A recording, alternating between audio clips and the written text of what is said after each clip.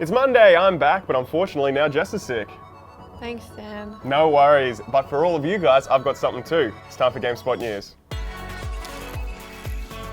I'm wearing a coat because I'm cold. Also, there's a console coming from a company you probably wouldn't expect. That's right, Atari have released images of their first console in over 20 years. And here it is, the Ataribox. Oh, fancy. The console will come in two flavors, the red and black current version you're staring at right now, and a classic black with wood paneling design, a throwback to the Atari 2600. In a letter to fans published by Kotaku, Atari said they're aiming to appeal to both old and new fans alike. And the console will feature an array of modern ports, including HDMI, USB, and an SD card slot. They went on to say that while the Ataribox will deliver classic gaming content, the company will also be delivering current gaming content. So make of that what you will. The Ataribox was first teased in June, and Atari have said that there will be lots more information and status updates to come as development progresses.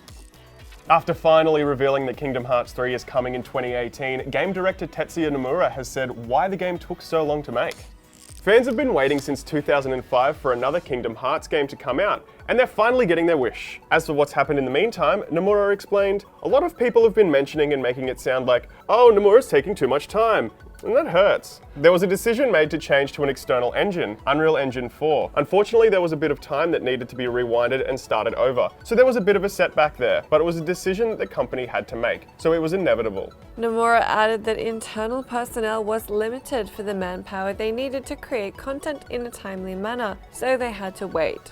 He made a point to note that there has not been an issue with the development teams to cause a delay in development. You can check out the full Toy Story World gameplay trailer which debuted at D23 on GameSpot. Nomura has said more worlds will be shown off leading up to launch.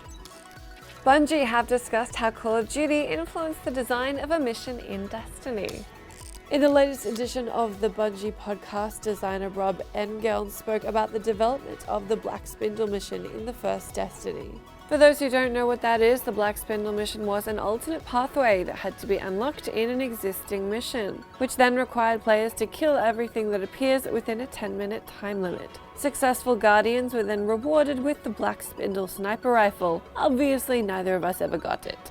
Interestingly, Engel spoke about how the Mile High Club mission in Call of Duty 4 Modern Warfare influenced the design of the Destiny mission, along with his own appreciation of difficult obstacles that require a high level of familiarity and mastery to complete. In Mile High Club, players have to rescue a hostage on a plane in a set time limit. After watching speedruns of the mission, Engel said, "What I liked about that was the constant sense of mastery where you could see them anticipating exactly where every enemy would be. They had a script basically that they were following." Elsewhere in the podcast, Engel spoke about how Destiny's carry culture, the practice of high-level players helping lower-level players through the game's most difficult content, influenced Destiny 2. He said, "That's something that's really valuable to us. And when we were talking about what do we want the ritual game in Destiny 2 to look like, preserving that carry culture was one of the things that game director Luke Smith told me mattered most to him." The Destiny 2 beta kicks off tomorrow, July 18 on PS4 and July 19 on Xbox One for those that have pre-ordered, and for everyone else on July 21.